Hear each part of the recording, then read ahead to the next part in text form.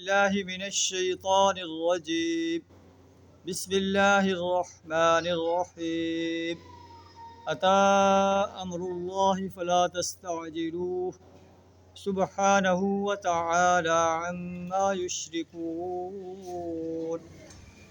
ينزل الملائكة بالروح من أمره على من يشاء من عباده أن أنذروا أنه لا إله إلا أنا فاتقون.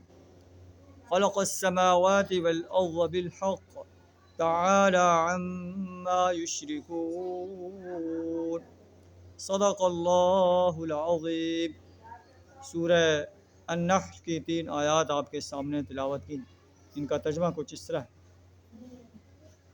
کہ عطا امر اللہ، آ گیا اللہ کا فیصلہ، فلا تستعجلوہ، پس تم جلدی نہ مچاؤ، سبحانہ و تعالی عما یشرکون، اللہ پاک ہے اور بلند و برتر ہے اس شرک سے جو یہ لوگ اللہ کے ساتھ کر رہے ہیں.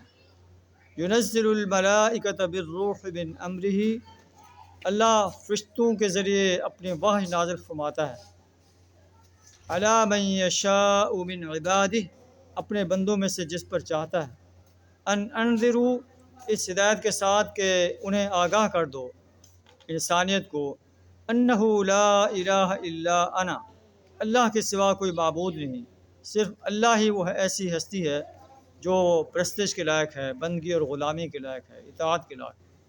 فاتقون، پس تم مجھ سے ڈرو.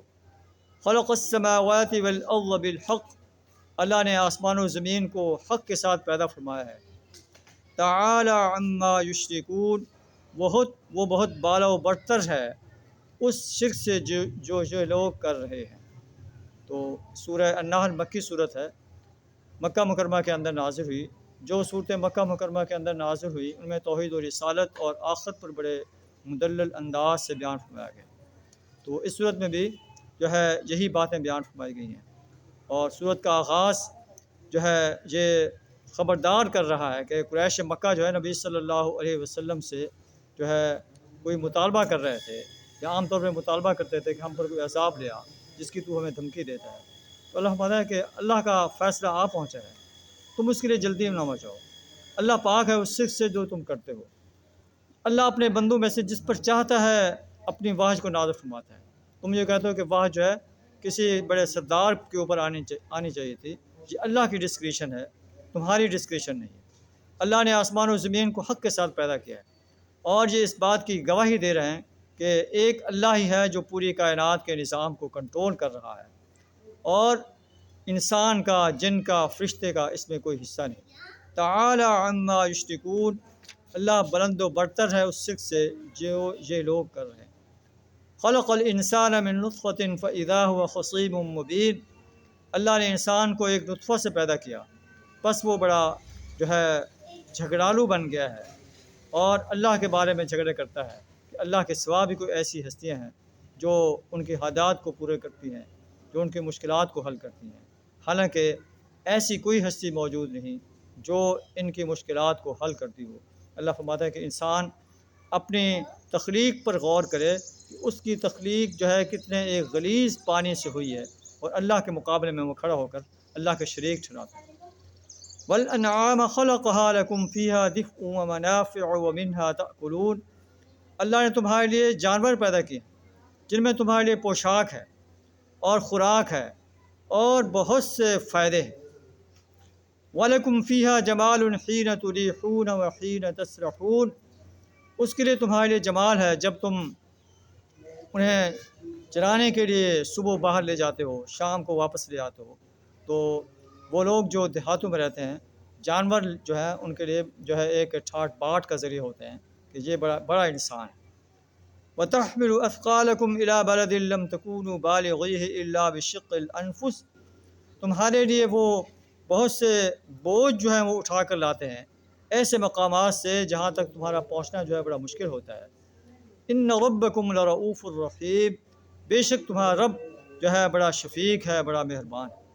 والخیل والبغار والحمیر لترکبوها وزینہ، گھوڑے، خچر اور گدھے یہ بھی جو ہے تمہارے لیے فائدے کا کام دیتے ہیں، ان پر تم سواری کرتے ہو، یہ بار برداری کے بھی کام آتے ہیں، تمہارے لیے زینت کا بھی سامان ہے۔ وَيَخْلُقُ مَا لَا تَعْلَمُونَ، اللہ ایسی چیزیں پیدا کر رہا ہے جو تم نہیں جانتے۔ وَعَلَى اللَّهِ قَصْدُ السَّبِيلِ وَمِنْهَا جَائِرٌ، اور اللہ کے ذمہ ہے سیدھا راستہ بتانا، اور ٹیڑھے راستے بھی موجود ہیں۔